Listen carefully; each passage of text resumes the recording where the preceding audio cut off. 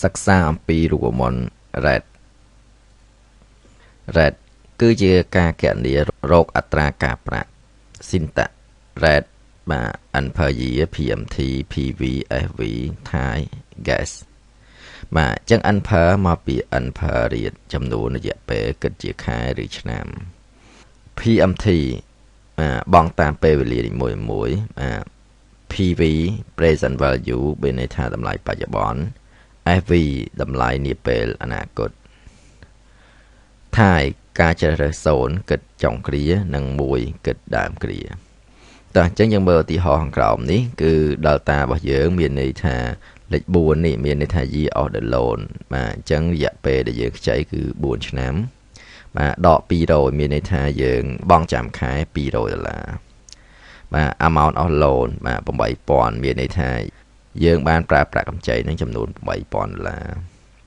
តោះអញ្ចឹងរូបមន្តរបស់យើងគឺយើងគណនាប៉ុណ្ណឹងមកគឺចេញអត្រាការប្រាក់ result យើងនេះ 1% តោះអញ្ចឹងយើងចូលគណនាជាក់ស្ដែងទី1គឺយើងត្រឡប់មក Microsoft Excel ចេញមកបាទអញ្ចឹងយើងបង្កើត sheet ថ្មីមួយទៀតខ្ញុំដាក់ rename ហើយខ្ញុំវាយពាក្យ RAT ចូលបាទអញ្ចឹងគឺយើងអាច copy លំហាត់នឹងបាននៅក្នុង Hell នេះតែម្ដងបាទបន្តមកទៀតគឺយើងវាយ RAT ចូលមកបាទអញ្ចឹងនេះក្នុងនឹងមាន RAT function បាទអញ្ចឹងយើងរកទិន្នន័យឲ្យយើងបាទអញ្ចឹងយើងមើលចូលមកក្នុង delta នេះបានហើយអញ្ចឹងគឺយើង copy ទិន្នន័យនឹងឡើងមកលើមក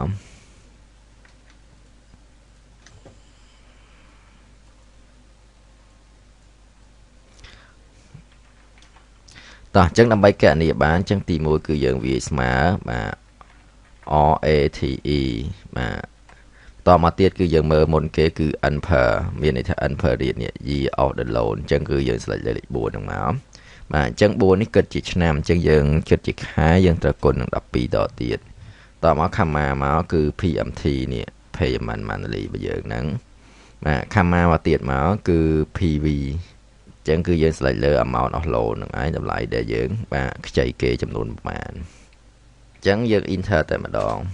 បាទអញ្ចឹងមានន័យថាអត្រាការប្រាក់ហ្នឹងគឺ 1% មានន័យថាយើងខ្ចីលុយគេហ្នឹងចំនួន